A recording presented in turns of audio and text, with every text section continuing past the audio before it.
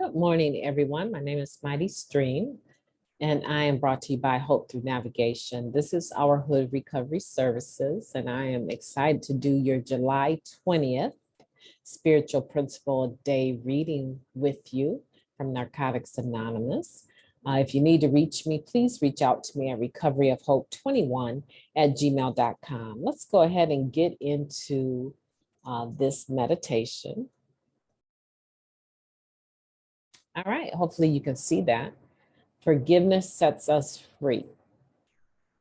Forgiving is its own reward. We start to find peace within ourselves. When we are free of guilt, shame, and resentment, our minds can be still. Living Clean, Chapter 7, entitled Love.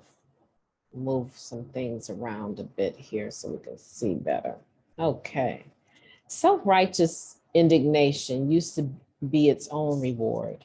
We were uplifted by our intolerance of other points of views. Mad rage was addictive. No one was going to stop us from reaping its choice benefits, isolating ourselves from others, a free pass to gossip, fortifying our side against the person who wronged us, and of course, 1,000 more reasons to get high. A member shared, "Why would I want to forgive when that adrenaline rush of righteous anger felt so daggone good?" I changed the terminology, right? But what do we really gain by being right? It's a distraction from the real problem. All the hard work we put into staying angry at others could be used to improve ourselves. And like drugs, that initial rush of self-righteous indignation wears off, exposing the shame and guilt lurking below the surface. I needed more just to stay well, the member continued. 1,000 hits of justified anger weren't enough. We end up alone obsessing about our guilt, shame, and resentment, stoking a fire of fixation no one is tending to but us. Through the process of recovery, we can let go of reacting to every injustice we experience or think we do. That's a bit of relief right there. Beyond that, we seek to forgive and do the work required to let go of resentment. The rewards are far more satisfying and long-lasting. We become more content with minding our own business and less inclined to keep tabs on the behavior of others. We actively try to love them instead, or at least try to understand them. And a lot can be said for offloading the resentments we lugged around forever. There's so much freedom in that. There's lightness and even some ease in walking through life. For many of us, forgiving others does get easier over time, not least because we have experienced its rewards. I know what it's like to be imprisoned in a deep, dark hole of anger and self-righteousness, the member went on. But freedom ain't free. And a lot of times the price of freedom is forgiveness. Who in my life have I forgiven or at least started to? And what has that been like? How might my life be different if I continue down this path?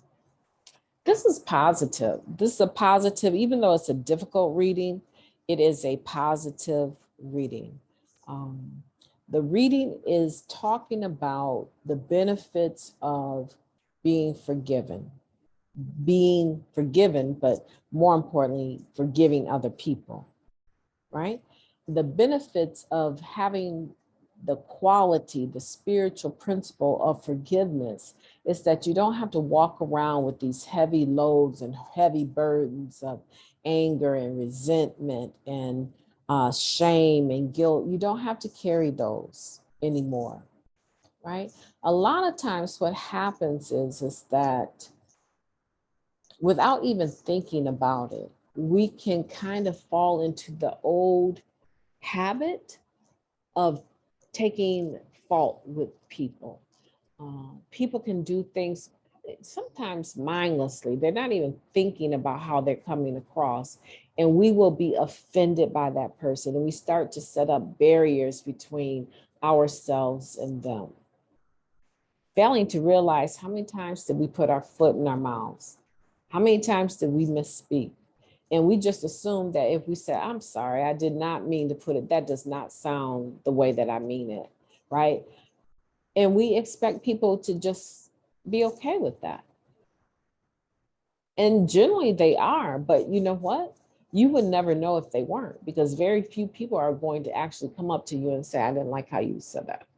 They're just going to let you go. They're just going to stop interacting with you because most people do not like conflict. And if you look at your own circumstances, the people that you generally don't mind having conflict with are the people that you probably live with or your children, right? You probably don't mind having conflict with them because you know that they're not going to drop loving you just because you guys are having a bad day. But outside of your nucleus, outside of that, outside of your circle, what about other people in the world? What about people in the rooms? What about conflict with them? How do you handle that? Right? When something comes up, do you just be like, they ain't no good, no way. I can't stand them anyhow. Right? Do you have that dismissive disposition about other people?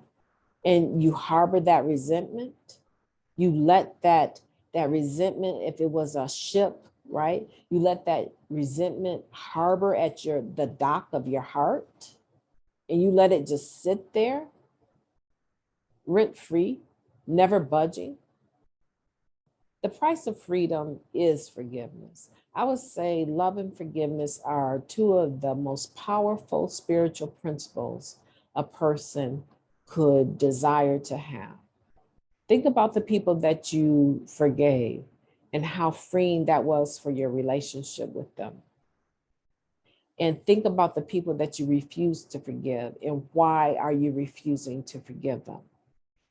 Now, I'm not talking about people that continually take advantage of you and you have gotten to the point where you had to draw a line in the sand. No, I'm not talking about those people, right? I mean, you're just being cautious, right? It's not like you hate them or that you talk about them and character assassinate them every time their name comes up. I'm not talking about being wise and not foolish. I'm talking about people that you have harbored resentments with and you refuse to forgive them. Anytime their name comes up, you're the first person to mention, you should have seen them back in 1980. Okay, who even is keeping count like that, right? So I want to challenge you today to be a forgiving individual.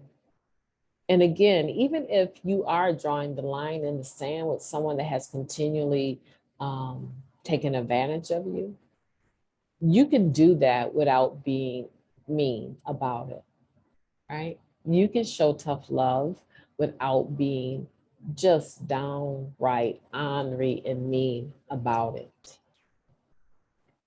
right? And so today I want you to go deeper. I want you to go deeper and remember forgiveness sets us free. It unties that ship of resentment and hatred. It undocks it and lets it go out to sail somewhere else. We're free to allow other spiritual principles come in and sit at the dock of our heart and have our attention and have our love. You know, I'm smiling behind the scenes even as I'm saying this because I know how powerful being forgiven can be, but I also know how powerful forgiving other people can be for myself as well as them. I want you to challenge yourself today to be a forgiving individual and enjoy the fruits of your recovery fully. My name is Mighty Stream, and I will be talking to you tomorrow.